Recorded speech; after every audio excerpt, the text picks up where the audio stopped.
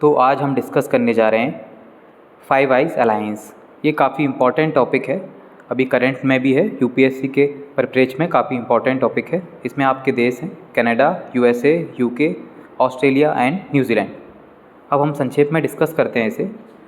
Five eyes alliance एक खुफिया गठबंधन है जिसमें Australia, Canada, New Zealand, United kingdom और संयुक्त राज्य अमेरिका शामिल है। ये देश बहुपक्षीय यूके यूएसए समझौते के पक्षकार हैं जो सिंगल इंटेलिजेंस में संयुक्त सहयोग के लिए एक संधि है। इसके भागीदार देश एक दूसरे के साथ व्यापक स्तर पर खुफिया जानकारी साझा करते हैं, साथ ही मानवाधिकार के जरिए भी एक दूसरे की मदद करते हैं। अपनी स्थापना के बाद एजेंसी ने अपने मुख्य समूह का 9 आइज़ और 14 आइज़ गठबंधनों के रूप में विस्तार किया तथा अधिक देशों को सुरक्षा भागीदार के रूप में शामिल किया।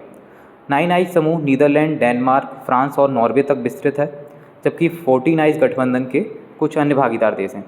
द्वितीय विश्व युद्ध के दौरान यह गठबंधन अस्तित्व में आया। यूके और यूएसए ने क्रमशः जर्मन और जापानी कूटों को हल करते हुए खुफिया जानकारी साझा करने का निर्णय लिया। वर्ष 1943 में ब्रिटेन यूएसए जो ब्रूसा समझौते ने यूके यूएसए समझौते की नींव रखी। यूरोप में अमेरिकी सेनाओं का समर्थन करने के लिए दोनों देशों के बीच खुफिया जानकारी साझा करने के लिए ब्रूसा समझौते पर हस्ताक्षर किए गए थे। इसके बाद 1946 में यूके यूएसए समझौते पर हस्ताक्षर किए गए। वर्ष 1949 में कनाडा इसमें शामिल हुआ और एक अन्य गठबंधन का भी निर्माण करते हुए न्यूजीलैंड और ऑस्ट्रेलिया 1956 में इसमें शामिल हो गए थे। अमेरिका, ब्रिटेन और ऑस्ट्रेलिया जैसे देशों को भारत के समक्ष देखा जाता है। कनाडा के समान उनके भीतर भी बड़ी संख्या में भारतीय मूल के लोगों की आबादी है।